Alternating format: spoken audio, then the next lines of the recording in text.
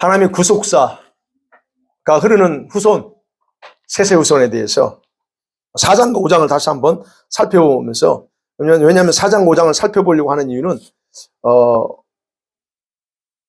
성경 읽을 때마다 때로는 의구심을 갖는 부분이 있기 때문에 그걸 한번 짚고 넘어가야 되겠다 생각해서 다시 한번, 원래는 이게 아니고 지금 6장 홍수로 넘어가야 되는데 이걸 먼저 보고, 그 다음에 홍수를 6장을 볼 때 6장에서 굉장히 많은 이슈들이 되는 내용들이 나와요. 우리가 흔히 말하는 하나님의 아들들과 사람의 딸들, 이게 지금 뭐 외계인이다, 또 뭐 지금 그 타락한 천사가 와서 했다, 뭐 이런 얘기도 있고, 그 다음에 이제 또 이것이 그 베드로서 2장과 관련돼서 그 예수님이 또 이제 목에 가서 복음을 전해 이러는 거예요. 그래서 제가 이 부분 사단이 언제쯤 타락했나 이런 것까지 연구해 놓은 걸 이번에 한 2주 2번인가 3번 정도를 같이 이렇게 볼 거예요. 그러니까 네, 꼭 오세요. 임 권사님 꼭 오셔야 돼요. 이거 중요한 것들 들으세요.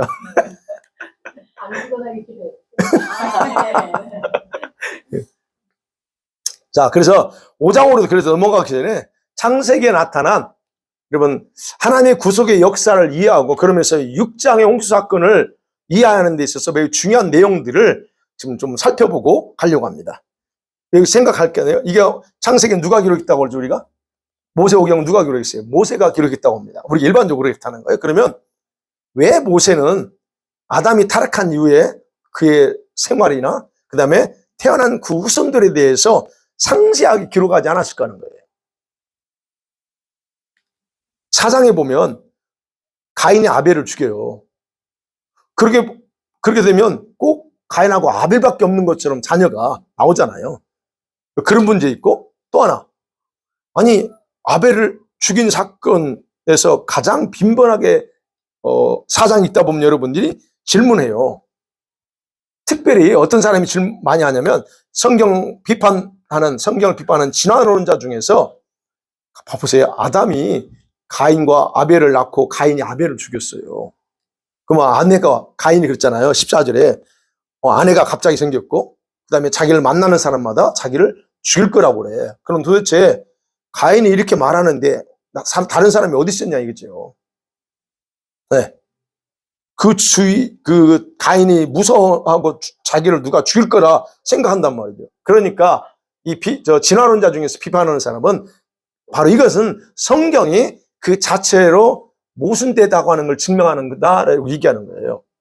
그래서 창세기는 성령의 영감으로 기록된 게 아니고 사람이 지어낸 신화와 같은, 그 중동적인 신화 내용들이 많아요.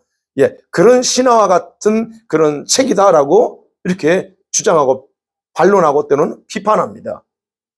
그 부분에 대해서요, 이 질문이 최초로 언제 나왔냐면 1925년도에 나왔어요. 미국에서. 25년도에 테네시주에서 그 유명한, 저도 모르겠어요. 이건 이제 제가 자료를 본 거예요. 스콥스 재판이라는 게 벌어졌나 봐요. 그때 거기서 유명한 변호사였던 데로라고 하는, 클리어런스 데로라고 하는 변호사가 성경을 믿을 수 없다고 하는 이유를 들어대면서 이 말을 한 거예요. 성경에 믿을 수 없다. 네, 그때 나온 겁니다.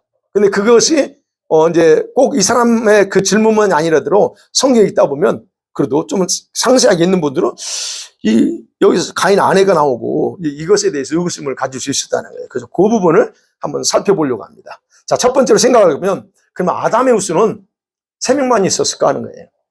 그죠? 가인, 아벨, 셋만 나오니까 셋만 있었을까? 여러분 4장 1절과 여러분 2절을 보면 맞아요. 가인과 아벨이 첫째 아들이고 둘째 아들로 보여요. 그렇죠? 네. 그런데 4장 3절에 보면 보세요. 세월이 지난 후에 그래요. 세월이 지난 후라고 돼 있어요. 그러면 그 후 가인이 아벨을 죽이고 뿐만 아니라 에덴 동쪽 노땅에 거가겠다고 거기 갔잖아요. 그리고 4장 25절에 보면 아담이 자기 아내와 동침함에 그가 아들을 낳아 그 이름을 셋이라 했으니 그럽니다. 그러니까 여기까지 보면 아들이 없어요. 자녀가 없어. 셋을 출생함을 통해서 마치 가인, 아벨, 셋 이렇게 나온 것처럼 본다는 거예요. 쉽다는 거예요. 근데 우리가 생각했어요. 여러분, 아담과 하와가 처음부터 출산 가능한 성인으로 창조됐다? 아니다. 어떻게 생각하세요, 여러분? 성인, 이게 자녀를 낳을 수 있는 성인으로 하나님이 창조했다. 그게 맞습니다. 우리 어린아이로 만들지 않았어요. 어린아이를 만들어 놓고 하나님이 동산을 거닐면서 교제하지 않았습니다. 우리식으로 말하면 성인이죠. 20대, 어쨌든 20대는 우리식으로 지금 보면 그런 성인들을 만들었어요. 왜요? 그렇잖아요. 주님이 아담에게 문화명령이 있어요. 생육하고 번성하라. 어떻게 생육하고 번성해, 애가. 네, 그런 걸 보면 분명히 아담과 하와는 그 부분에서 성인으로서 창조됐다는 것을 일단 우리가 인정하고 가야 된다는 거예요. 그런데 여러분, 아벨이 죽어요. 그리고 태어난 셋이 아담이 몇 살 때 나왔다고 그래요? 5장 3절 보세요. 5장 3절 시작. 아담은 130세에 자기의 모양 곧 자기 형상과 같은 아들을 낳아 이름을 셋이라 하였고, 아벨이 죽자 태어난 셋은 아담이 몇 살? 130세예요. 그럼 아담의 나이를 어떻게 카운트했느냐 하는 거죠. 여기서 30세라고 하는 세 있잖아요. 그 세라고 하는 히브리 단어는 돌아오다, 반복되다라고 하는 그 단어예요. 그러면 태양의 일주기를 나타낸 표현입니다. 그러면 우리 나이를 카운트할 때 뭘로 카운트해요? 뭐에 근거해서? 태양의 주기예요. 그러니까 지금 여기서 130세라고 말할 때는 아담의 나이를 지금과 같이 그런 근거에서 카운트했다는 겁니다. 그러면 우리가 생각해야 돼요. 아담의 나이를 어떻게 셌을까 보면 저는 이렇게 생각해요. 창조 때부터 한 살로 카운트한 거예요. 성인이지만 몸은 성인이에요. 그러나 그가 창조될 때 한 살로 생각하는 것이 바로 오늘날 우리가 나이를 카운트하는 것 똑같다는 얘기예요. 에덴 동산에서 그러면 성년으로 창조돼서 몇 년 살았을까요? 아담이 지금 130세라고 그랬어요. 그러면 창조된 이후부터 이제 1년 지나고 나서 카운트 했어요. 그러면 에덴 동산에서 몇 년 살았을까? 몰라요, 아무도. 모릅니다. 근데 저는 이거를 좀 예측하기 위해서 10년 정도 살았다 생각하는 거예요. 10년 또는 20년 살 수도 있습니다. 정확히 모릅니다. 정확하게 단정할 수 없지만 우리가 10년을 잡고 해보자고요. 10년을 하나님과 에덴 동산에서 이게 동행하면서 살았다고 가정할 때 보세요. 그렇다면 가인 있잖아요. 가인이 아담이 쫓겨난 후 태어났어요. 그러죠? 쫓겨난 후에. 그렇다면 아담이 11살 때 태어났다고 우리 가정해 보자는 거예요. 그러면 그 이후에 다른 아들과 딸들이 태어나지 않았을까 하는 거예요. 에덴 동산에서는 아이를 안 낳습니다. 근데 쫓겨나서부터는 애를 낳아요. 어떤 학자는 그래서 에덴 동산 안에서는 사실 자녀를 낳고 하는 이런 부분에 대해서 제한돼 있을 거다. 그렇게 얘기해요. 그러면 그거는 이제 학자의 의견이에요.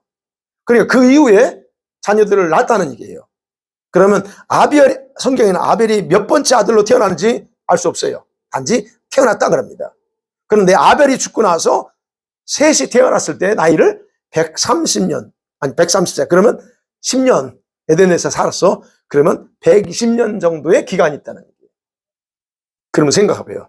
120년이면 짧은 기간 아니에요. 그죠? 이 기간에 얼마나 많은 자녀들이 태어났을까 하는 거예요. 우리가 기본적으로 아이를 낳을 때 보통 우리 찍을 때 2년 보통 텀을 두고 간다면 생각해 보세요. 2년.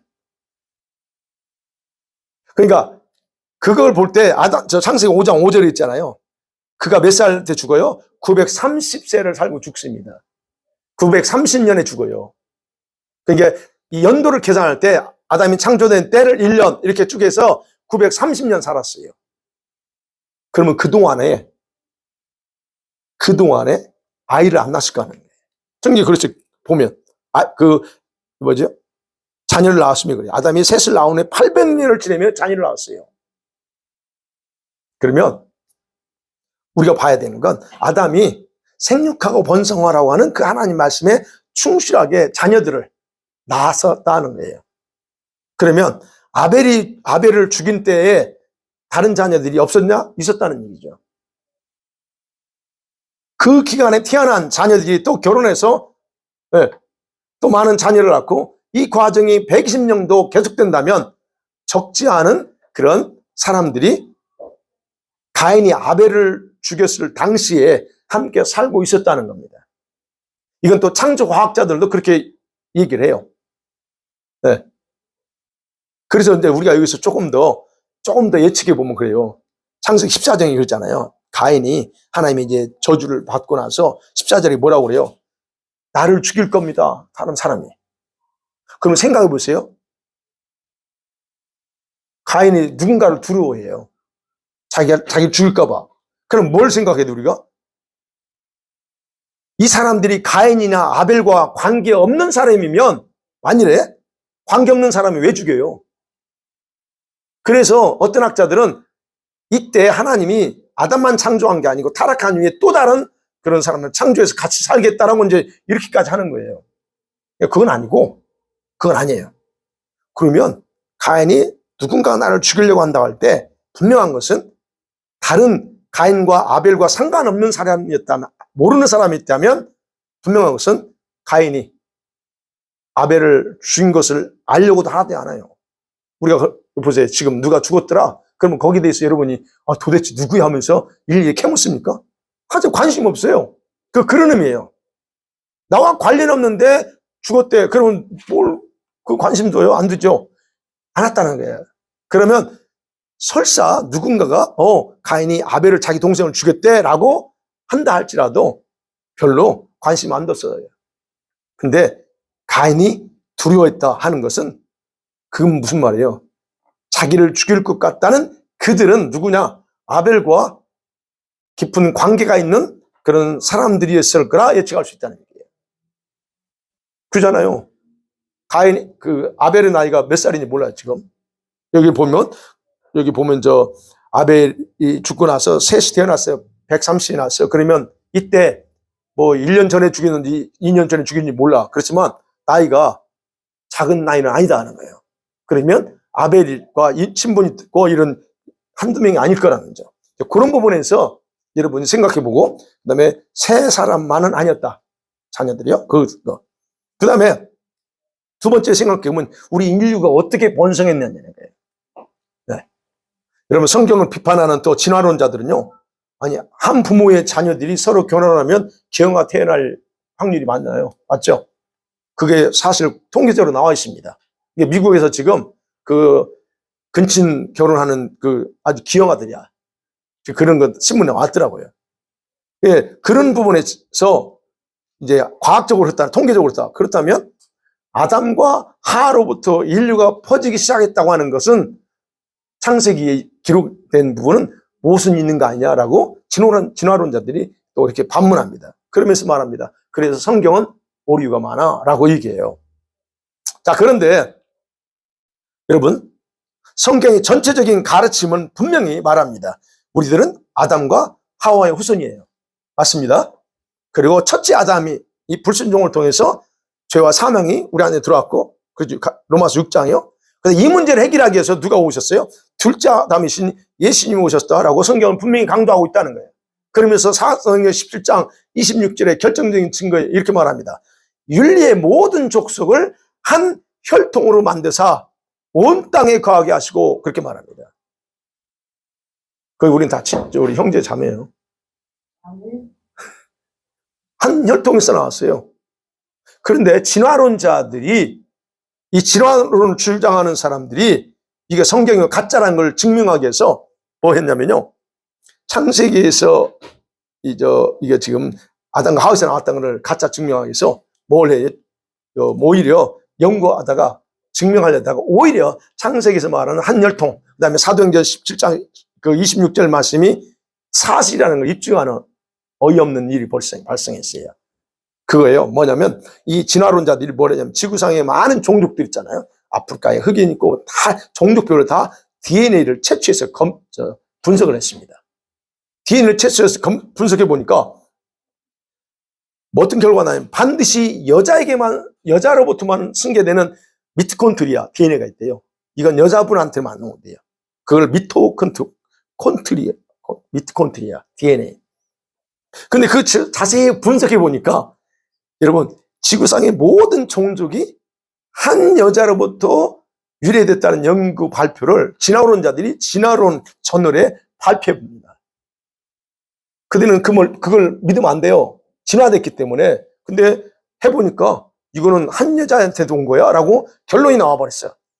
이렇게 발표되니까 또 뭘 했을까요? 다른 연구팀이 또 많은 종족들이 민족들을 돌아다니면서 이제는 남자들한테만, 아버지로부터만 계승되는 Y 염색체가 있대요. Y 염색체를 다 분석해 보니까 이게 또 다 다른 게 아니고 모든 종족이 한 남자로부터 유래됐다는 결론이 나와버립니다. 그래서 그걸 또 그대로 발표할 수밖에 없었어요. 여러분 보세요. 진화론자들은 정통적으로, 이거는 지금 이제 그 창조 과학자들이 한 걸 제가 참고하는 거예요. 진화론자들은요, 전통적으로 뭘 주장하는 줄 아세요? 현 인류가 이 지구의 여러 곳에서 동시다발적으로 진화됐다고 주장하는 거거든요. 동시다발적으로 진화됐어. 그래서 지금의 이런 다 다른 모습, 다른 혈통을 가지고 있다라고 말합니다. 그러면서 동시에 진화돼 가지고 다른 종족들이 있었어. 근데 있었는데 그 중에 오직 한 여자, 한 남자의 자손들만이 지금 다른 종족과 하나도 섞이지 않은 채로 많은 종족이 있었는데 희한하게 오직 한 종족과 한 남자 자손들만 지금 이렇게 섞이지 않은 채로 현재 온 인류의 조상이 됐다라고 얘기하는 거예요. 그러면 이 다른 종족들은 뭐라고 말하면 이유는 몰라. 이유는 모르는데 모두 멸종되고 있다 그럽니다. 모두 멸종됐어. 그리고 그의 후손들이 하나도 남지 않았다. 희한하게 오직 한 남자, 한 여자의 후손만 남았다. 그렇게 진화론자를 주장합니다. 여러분, 이런 주장이 헛됐고 거짓됐고 잘못됐다는 걸 스스로 증명한 거예요. 그러면 이제 이거는 진화론자들과 그래서 창조 과학자들이 하는 거예요. 그러면 우리 인간은 어떻게 번성됐을까? 이것도 마찬가지입니다. 과학적으로 우리 창세기 보면 하나님이 모든 걸 창조한 적이 뭐라고 그랬어요? 창조하시니 보시기에 심히 좋았다 그래요. 그때 당시에 초기 때는. 그런데 아담이 불순종을 통해서 모든 피조세계가 저주받습니다. 그리고 심각한 문제점들이 발생하기 시작하죠. 그게 우리 몸 안에서 일어나요, 사실은. 몸 안에서도 변동이 일어나는 거예요. 그러면 이게 창조 과학자들이 이거를 입증하는 데서 이렇게 합니다. 그들의 주장한 걸 이제 DNA와 관련돼서 의견이에요.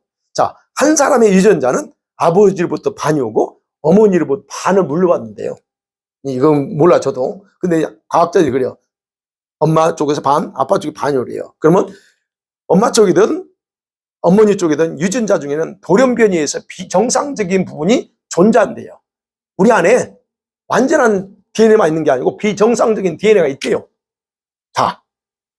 그런데 그 돌연변이라고 하는 게 유전자를 이제 복제할 때 이상이 생긴 것, 이게 우리 안에 결합되면서 뭔가 이상한 현상이 나타나는데 그게 바로 돌연변이가 가끔 생긴다는 거예요.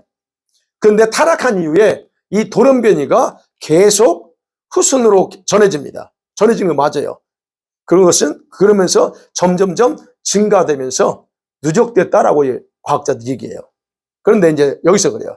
만일에 유전적으로 관계가 먼 남녀가 결혼하게 되면 이러한 반쪽 유전자들 있잖아요. 아까 말했으니 에러가 있는 카피 에러가 정확히 겹칠 확률이 없대요. 거의 겹칠 확률이 없대요. 그런데 반대로 유전적으로 매우 가까운 친척, 형제 이런 사람이 결혼할 경우에 자녀를 낳게 되면 그 잘못된 카피 에러가 겹칠 확률이 더 그렇지 않은 것보다 더 빈번하게 일어날 수 있다는 거예요. 네, 그게 이제 과학자들이고요. 근데 만약에 아버지 쪽과 어머니 쪽이 서로 잘못된 돌연된 잘못된 그런 그 DNA가 겹치지 않으면 설령 이제 같은 근친 결혼했을 때 겹치지 않으면 정상적이 된다는 거예요. 그러면 정상인 것이 비정상인 것을 수정하도록 돼 있대요. 이 DNA 자체는. 그래서 문제가 생기지 않는데요. 근데 만일에 그 잘못된 DNA, 돌연변이가 같이 겹쳐버리게 되면 진짜 바로 유전적인 그런 이상한 결함된 그런 어떤 기형아가 탄생한다는 거예요, 그게. 확률 자체는 첫 때에서는 그게 안 일어난대요. 그 미국의 유전, 근친 결혼한 그거 보니까 첫 때는 그렇게 표시가 안 나. 그래. 그런 걸 보면서, 이게 옛날에 스페인이나 이런 데서는 왕족, 혈통을 중요시 하면서 근친 결혼 시켰잖아요. 형, 오빠하고 하고 막 이렇게 했잖아요. 이런 현상은, 만일에 이렇게 돌연변이에서 생긴 이런 현상은 돌연변이가 계속 증가하고 대대로 누적되면 더욱 심각해지는 나타난 현상이지. 그래서 처음에 아담의 자녀들에게는 그런 문제가 거의 없었을 거라는 거예요, 학자들은요. 그런데 노아 홍수 심판 후에 노아의 후손들 사이에서도 사실 이제 다 그랬잖아요. 셈, 함, 야벳 혈통으로 또 가족이 불어났잖아요. 그때 역시 매우 희박했을 것이다라고 학자들은, 창조학자들은 기기합니다. 근데 이거를 세월이 가면 갈수록 이제 이 문제가 더 심각해질 것을 아신 하나님께서 레위기 18장을 보면 이제 거기서 금지합니다. 근친 결혼 금지를 해요. 하지 마라, 이제. 그렇게 나옵니다. 그러면서 전체적으로 허용을 안 한다라고 하는 거예요. 그럼 생각해야죠. 왜 하나님이 그동안에는 안 했다가, 아브람도 이복동생이란 말이에요. 그죠? 이복동생이에요. 근데 지금 이제 시내산에 와가지고 거의 1000몇백 년이 흐른 후에 지금 그때 와서 금지시켜요. 그러면 그 부분에 대해서 분명히 하나님은 알고 계시겠죠? 그래서 이렇게 결론 내리세요. 제가 이제 하면서 결론 내리니까, 그렇다면 아담의 후손 초창기에는 주님이 생육하고 번성을 시키기 위해서라도 하나님께서 그런 일이 일어나지 않도록 간섭했다라고 우리는 고백할 수밖에 없다는 거예요. 그래야 생육하고 땅이 충만하죠. 만일에 우리 지금 과학자들이 말하는 것처럼 그런 잘못된 그게 나오면 그거 어떻게 해요? 그래서 하나님이 그런 유전적인 부분에서 컨트롤 하셨다라고 저는 그렇게 결론 내리고, 그래서 그때부터 번성했다라고 저는 이제 그렇게, 그래서 4장의 내용에서 인구가 어떻게 번성했냐 하는 부분은 이렇게 이해하는 게 오히려 더 은혜가 된다라고 결론 내렸습니다. 자, 그 다음에 세 번째 생각해 보이죠. 이제 4장에 보면 가인의 후손이 나옵니다. 16절부터. 가인의 후손과 셋의 후손을 중심으로 이제 기록이 돼요. 그래서 16절부터 5장까지는 전부 다 족보입니다. 그죠? 족보. 자, 우리가 여기 생각할 게, 모세가 이 창세기를 기록하면 때에 분명한 목적을 가지고 기록했다는 거예요. 그냥 기록하지 않았습니다. 뭐냐면 인간의 타락으로 인한 하나님의 구원의 계획과 하나님 구원의 역사가 누구를 중심으로 흘러가서 자기들에게까지 왔는가 하는 거예요. 지금 모세 시대 어떻게 왔는가, 즉 자기들의 뿌리가 어떻게 내려왔는가를 하나님의 구속의 역사를 통해서 밝히려고 하는 거예요. 네. 그래서 모세는 악의 후손으로 변질된 가인의 족보를 먼저 짧게 그 배경과 함께 소개합니다. 그래서 16절부터 나오죠. 여기에 7대 손이 나와요. 아담의 7대 손, 즉 가인 쪽에 7대 손. 마지막이 라멕입니다. 7번째가 라멕이에요. 네. 그래서 보면 아담, 가인, 에녹, 이랏, 여기 보면 무야엘, 그다음에 무드사엘, 라멕 이렇게 나와요. 이게 족보예요. 더 이상 안 나옵니다. 자, 가인의 족보를 여러분이 좀 이렇게 좀 주의 깊게 읽어보면 그들이 어떤 삶을 살았는가, 하나님 앞에서 얼마나 악하게 변질되었는가를 알게 돼요. 가인의 아들들의 이름이 바로 그들의 삶을 반영해줘요. 이름 속에 있다는 얘기예요. 물론 단순하게 그냥 누굴 낳고 나갔다 그래요. 근데 그 이름이 중요하다는 거예요. 근데 여기 마지막 라멕이 두 아내를 취하고 그 낳은 야발, 유발, 그 다음에 두발 가인, 딸 나아마 이렇게 있어요. 이들이 태어났을 때 이 후손이 어떠한 문명을 발전시켰는가, 그거를 알 수 있다는 거예요. 자, 그러면 첫 번째 에녹이라고 하는 자, 이 가인의 첫 아들이죠. 에녹입니다. 이 에녹이라는 뜻이 봉헌됐다는 거예요. 새로 시작한다는 의미야. 시작한다. 뭔가 처음 시작한다는 얘기예요. 그럼 무슨 말이에요? 가인, 에녹이 에녹은 가인이 여호와 앞을 떠나서 처음 낳은 아들입니다. 그러면 가인은 아들의 힘을 지으면서 뭘 생각했을까요? 네, 자신의 악함, 자신의 두려움을 그대로 반영하면서 아들만큼은 다른 존재가 되길 원했을 거라는 거예요. 왜? 자기가 그런 악을 행했고 그 결과 하나님이 그랬잖아요. 저주하면서 14절에 너 이제 12절부터 보면 땅이 너 저주받고 그다음에 네가 유리방황할 거야 라고 합니다. 그러니까 자기가 한 곳에 안전하게 정착을 못합니다. 왔다 떠돌아요. 왜? 그가 그걸 선택했어요. 그러니까 자기 인생이 얼마나 고통스럽고 비참한가를 알아. 그래서 제가 볼 때는 자기 아들만큼은 그렇지 않기를 바라는 마음으로 에녹이라 지었을 거라는 거예요. 근데 중요한 것은 이 에녹은 결국 뭐냐면 가인의 인본주의적인 삶을 과시하는데 바쳐졌다는 얘기예요. 자기 뜻대로 살고자 뭐랄까요? 뭔가 모든 걸 다 새롭게 혁신을 일으키는 그런 일에 바로 이 에녹의 이름 속에서 그런 일의 시작일 뿐이라는 거. 그거를 보여준다는 거. 불신과 배반, 죄악을 전하고 가르치는 선생 또는 시조가 된다 그래요. 그래서 에녹이라는 뜻은 그 의미예요. 선생, 가르치는 선생 또는 시작한다는 거. 이런 의미가. 그 다음에 에녹이 누구를 낳았냐면 이랏을 낳았대요. 이게 에녹의 아들이 하나만 아니에요. 그 중에서 이제 중요한 어떤 부분들이에요. 이랏이라고 하는 아들을 낳았습니다. 이 뜻은 도망자라는 뜻이에요. 과시하다는 거. 그 다음에 세 번째, 이랏의 아들이 무야엘을 낳았습니다. 무야엘. 이 단어가 무서운 단어예요. 엘은 하나님이거든요. 그러면 이 무슨 말하면 쓸어버리다는 거예요. 하나님께서 지워버린다는 이름이에요. 아니, 이름도 좀 좋게 짓지. 하나님이 쓸어버리는 자, 하나님이 치신 자라는 뜻이에요, 이게.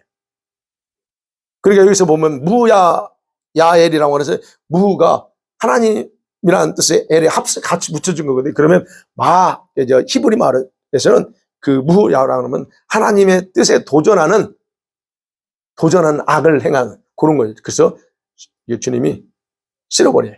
그래서 이 단어는 뭐냐면 하나님께 도전하고 죄악을 범한 종족이나 도시나 개인을 멸절시키는 하나님의 심판의 단어예요. 심판할 때 쓰는 단어. 그게 바로 이 단어를 써가지고 지금 무야엘에 하나님이 심판했다는 거예요. 그러니까 무야엘은 노아 홍수 당시에 사람들이 하나님의 뜻에 도전하고 회역한 삶을 살았다는 것을 그대로 보여주는 이름이라는 거예요. 가인 후손중에서요. 그 다음에 무야엘이 또 누구를 낳았어요? 무드사엘을 낳았습니다. 역시 여기도 엘장, 하나님이라는 뜻이에요. 근데 중요한 것은 이게 여러분, 이게 마트라고 하는 그 무드라는 게 히브리 말에 보면 무트라는 예요. 그게 지옥을 가리키는 스올이에요. 스올. 그러면 우리가 봐야 돼요. 일반적으로 이런 단어는 사람한테 안 쓰거든요. 근데 그걸 썼어. 그럼 무슨 말이냐면 이건 지옥의 아들이라는 거예요.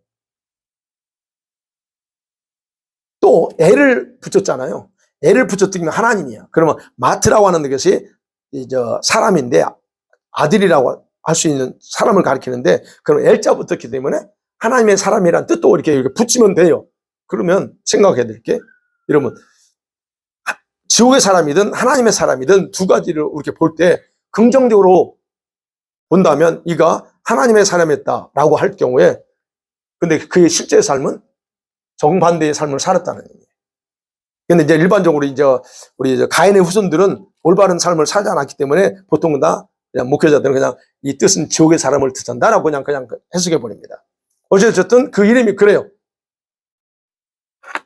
올바른 하나님 중심으로 살아야 되는데 그렇지 않고 엉뚱하게 살았던 그런 모습이다라고 일반적으로 이해해야 됩니다. 그 다음에 세 번째 보면 그 무드사엘이 라멕을 낳았어요. 라멕이라는 단어는 정복하잖아요. 정복자다.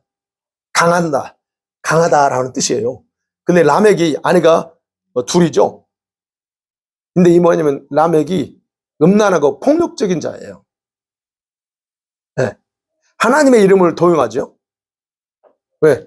살인하고 와서 뭐라고 그래요? 그 얘기 나오죠. 예, 23절과 24절에 보면 가인을 위해서는 벌이 7배인데 나를 위해서는 77배야.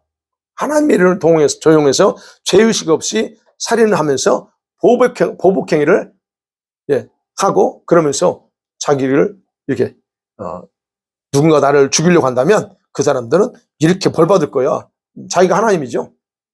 그렇게 얘기합니다. 이 사람의 그 남에게 그 모습을 보면 생명과 인간의 그 가치나 존엄성을 우습게 여기는 그런 모습을 볼 수 있다는 얘기예요. 그러니까 최초로 이 부인을 두는 그런 사람, 최초의 사람이라는 거예요. 자, 이렇게 짧게 얘기합니다. 그래서 4장 17절 그래서 이 족보의 종점은 뭐냐면 아담으로부터 따져서 7족속인 7번째인 람에게서 끝난다. 근데 반면에 이제 보면 5장이 넘어오면 아담에서 셋에서 노아 이어지는 족보를 살펴보면 여러분과 제가 중요한 걸 발견해요. 이 가인의 족보를 통해서 주님이 이제 모세가 우리에게 뭘 알려주려고 하는가를 정확하게 파악할 수 있다는 얘기예요. 여러분 보세요. 5장에서는 셋의 족보만 나와요. 안 나와 다른 거. 그리고 나서 갑자기 6장에 홍수가 나온단 말이에요. 그러면 뭐 그동안에 어떤 사건들이 없어요. 뭐 심판할 만한 사건들이 안 나와요. 그리고 족보만 나와. 그러고 나서 이때가 벌써 이 노아 홍수 때가요. 아담의 나이로 해서 1600년이 지난 후에요, 이게. 그러니까 이 내용 4장 5장에는 1600년이라는 긴 기간의 스토리예요. 근데 그냥 짧게 족보만 딱 나왔습니다. 그러니까 여기서 우리가 볼 수 있는 건 바로 이 노아를까지의 그 족보를 봐야만이 가인의 족보를 통해서 뭘 알려주려고 하는가를 정확하게 파악할 수 있어요. 왜냐? 아담의 후손 이야기는 아담에서 가인으로 승계되지 않는다는 얘기예요. 가인의 족보는 그래서 더 이상 중요하지 않아요. 그러니까 그냥 짧게 끝내버립니다. 자, 그러면서 이제 가인의 족보를 배웠어요. 그러면 셋의 족보를 봐야죠. 5장이 계속 이어지죠. 모세가 아까 모세가 아담이 그랬잖아요. 여자의 후손 너희 아들 중에 여자 후손이 나와서 뱀의 머리 박살낸다. 그런 걸 구원의 약속을 받아요. 그 믿음을 가지고 있어요. 지금도 하와도 하나님의 참 구원의 은혜를 계승할 아들로 태어난 셋에 대해서 특이하게 기록하고 있다는 거. 3절이 그거죠. 특이하게 기록했어요. 뭐라고 그랬어요? 3절에 130세에 자기 모양 그리고 자기 형상과 같은 아들을 낳았다 그럽니다. 그리고 이름을 셋이라 져요. 이 말은 여러분 셋이 아담과 구체적으로 닮은 꼴로 태어났다는 의미예요. 많은 자녀들이 태어났는데 이 셋이 아담 자기와 닮은 아들이에요. 모양도 닮고 성질, 여기서 닮다고 하는 모양이나 형상이라는 그 히브리 뜻은 성질이나 성격을 의미하는 단어예요. 그러면 이 셋이 아버지 아담의 성질과 성품과 모양이 같다는 얘기예요. 그러니까 자녀 중에서 자기 아버지를 빼닮은 거 있잖아요. 그런 의미예요.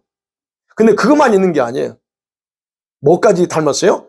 아담과 하와의 구원의 약속을 믿는 믿음도 상속한 아들이라는 의미예요. 네. 그러니까 아담과 이 셋의 족보 중에서 그래서 홍수 이전을 중심으로 우리가 보면 있잖아요. 가장 중요한 인물이 이제 또 기록됩니다. 셋 말고 누구예요? 홍수 이전을 중심으로 보면 에녹이 나옵니다. 그 다음에 누구 나와요? 여러분은 세 사람이에요. 여러분은 두 사람 보이죠? 에녹하고 무드셀라예요. 무드셀라하고 노아입니다. 무드셀라가 왜 중요하냐? 그러면 그 부분은 이제 다음에 얘기할 건데, 여러분, 네. 여러분, 에녹이 365살 살다가 승천했어요. 1년 365일 있잖아요. 365살 살고 승천하는데, 근데 이때 아담이 살아있어요. 자, 에녹의 나이가 308살일 때 아담이 죽습니다. 930년이에요. 그리고 57년 후에 에녹이 태어나요. 에녹이 승천하는 거예요. 하늘 올라갑니다. 그럼 보세요. 에녹이 누구를 낳았어요? 네, 무드셀라. 보세요. 네. 무드셀라, 제가 말을 잘못 표현했는데, 보세요. 에녹이 이거 보세요. 에녹이 65세에 무드셀라를 낳았잖아요. 65세. 그러면 여러분, 이 에녹의 아들 무드셀라가 56살 때까지 살았다는 아담은 에녹의 아들 이 무드셀라가 65세 때까지 살았다는 얘기예요. 제가 저기 표현에는 라멕이라고 표현했는데 그거 잘못 표현한 거예요. 네. 그리고 여러분 라멕이 182세잖아요. 라멕이 이제 무드셀라의 아들 보면 무드셀라 아들 187세에 라멕을 낳았죠. 그러면 여기서 또 이게 연도 계산할 때는 제가 항상 헷갈려요. 그래서 제가 이거 다 적어놔야니다. 여기다 연도 이게 반복하면 되니까 헷갈려요. 그것도 나중에 또 헷갈린 거 있으면 나중에 또 수정해서 알려드릴게요. 네. 뭔 소리예요? 네. 자, 이제 라멕이 이제 182세에 노아를 낳아요. 그죠? 182세요. 근데 노아를 낳으면서 다음과 같은 중요한 이름의 뜻을 부여합니다. 29절 볼까요? 시작. 이름을 노아라 하여 이르되 여호와께서 땅을 저주하심으로 수고롭게 일하는 우리를 그 아들이 안위하리라 하였더라. 네.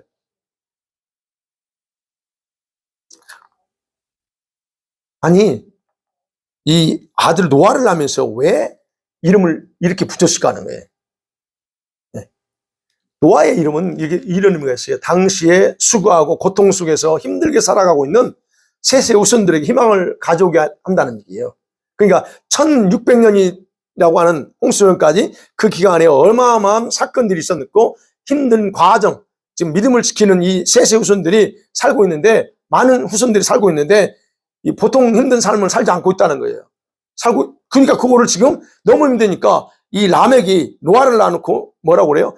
이 아들이 우리를 이루할 거야 라고 거기에 희망을 둔다는 얘기예요.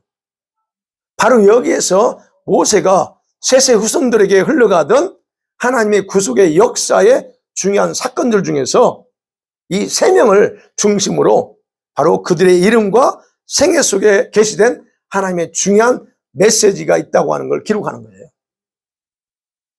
에녹은 우리에게 강조해요? 360 하나님과 동행하면서 올라가는 거. 이건 굉장히 중요한 의미가 있어요. 그 다음에 무드셀라가 몇 살을 살아요? 예, 960. 그 이름의 뜻. 그러니까, 이 모세가 왜 이걸 이렇게 기록했냐, 이거. 그뿐만 아니에요. 셋의 경건한 후손들이 어떻게 타락했는가. 5장에서 타락한단 말이에요. 어떻게 타락하기 시작했는가에 대한 부분을 여기서 알 수 있는 거예요. 그 모습을 바라보던 이 셋의 후손의 조상들, 여기 나오죠. 믿음의 사람들, 족보들의 그 어르신들이 지금 살아있어요. 살아있는 그 어른들이 그 자손들의 타락된 모습을 보면서 얼마나 고통스러웠을까 하는 것을 알 수 있다는 거예요. 이 내용 속에. 무드셀라가 죽고 나서 바로 얼마 있어서 홍수 나와요.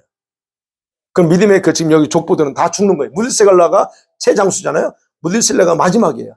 죽고 나서 제 기억으로는 제가 그때 연구한 거는 같은 해에 죽고 나서 매장하고 나서 얼마 있어 홍수 나요. 이런 거예요. 그래서 아까 말했어요. 에녹이나 무드셀라가 살던 시대가 왜 중요한지에 대해서 제가 6장 할 때 좀 더 구체적으로 확인해 볼 거예요. 맞아요. 창을 던지는 자 맞습니다. 근데 그것만 있는 게 아니에요. 그걸 봅니다. 결론적으로 여러분 4장에 등장하는 두 부류의 족보 있어요. 후손들. 이 후손, 인류 역사의 선과 악의 시대와 이 대체와 같은 모습으로 우리에게 보여져요. 갈라집니다. 근데 이런 관점에서 우리가 봐야 6장에서 나오는 홍수 사건을 정확하게 이해한다는 거예요. 그리고 정확한 의도를 파악할 수 있다는 거예요. 그래서 말하는 여자의 후손이 누구, 사람의 딸들이 누구고 하나님의 아들들이 누구냐 이런 것들, 또 네피림 나오는 이런 것들을 조금 더 정확하게 이해할 수 있다는 거예요. 왜냐하면 여러분 창세기는 타락한 인간을 구원하고자 하는 하나님의 열심, 하나님의 그 일하심을 중심으로 사건을 기록했기 때문에 그래요. 모든 사람은 다 일일이 하지 않았어요. 그리고 뿐만 아니라 비록 가인의 후손들이 문명이 발달했다고 했잖아요. 지금 여기 뭐 철기를 사용할 줄 알고 두발가인은 최초로 철기를 사용해요. 개발해서. 그 문명을 발전시켰어요. 그럼에도 불구하고 이들에 대해서 관심을 두는 게 아니에요. 그들이 그런 많은 했을지라도 오히려 아담의 믿음을 계승한 셋의 후손들에게 중요성을 두고 있으면서 그러면서 그들의 타락에 대해서 주님이 탄식하는 것까지 기록하는 거예요. 6장에 보면. 가인의 후손들에 대해서는요, 다만 그들이 어떤 삶을 살았는지 짧게, 그리고 그 후손들이 번성하면서 셋의 후손들에게 어떤 영향력을 주었을까, 이거를 파악할 수 있는 정보만 제공해요. 그러면 생각하셔야 돼요. 이제 6장을 우리가 생각할 때 가인의 후손들과 아벨 후손들이 저렇게 멀리 떨어져가지고 너는 낙한 놈들이니까 저기 살고 우리는 이쪽에 살아야 살 거야. 그랬을까 하는 거예요. 아니요, 그렇지 않아요. 동쪽이라고 했잖아요. 그들이 흩어져 있는 게 물론 이제 문명이 발달한 그 지역 쪽으로 가지만 그러니까 같은 내리에 살고 있었다는 얘기예요. 서로 교류하고 때로는 여러 가지 어려운 일들, 이 가인의 후손들 때문에 먼 어려움을 셋의 후손이 겪었었다는 거예요. 그래서 우리가 6장을 해석할 때에서 이거 예측해야 돼요. 5장을 봄을 통해서. 그러니까 셋의 후손도 번성했습니다.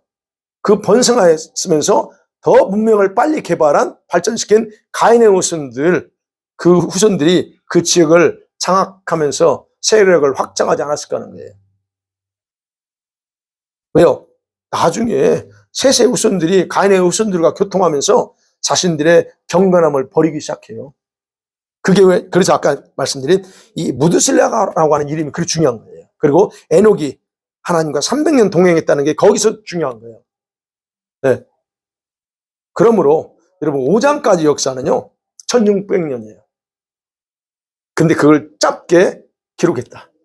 그러나 그 속에는 수많은 일들이 일어났다는 거 우리가는 이제 봐야 돼요. 근데 모든 걸 다 숨겨요. 그래서 뭐만 오직 드러내요? 하나님의 구속의 역사만 중점적으로 기록했다. 그러니까 성경이 이 내용을 보면 그래서 의문을 가질 수밖에 없어요. 그러나 우리는 그것이 왜 그랬는지를 이런 목적을 발견함을 통해서 그래서 4장, 5장, 6장 읽으면서 조금 더 여러분이 성경을 더 깊이 이해할 수가 있을 줄 압니다. 다음 주 보는 이거 6장 홍수나 이런 거 관련돼서 하나님의 아들들이나 뭐 이런 거에 대해서 보면서 조금 더 여러분이 흥미로울 거라고 생각합니다. 다음을 기대해 보세요. 아멘. 네.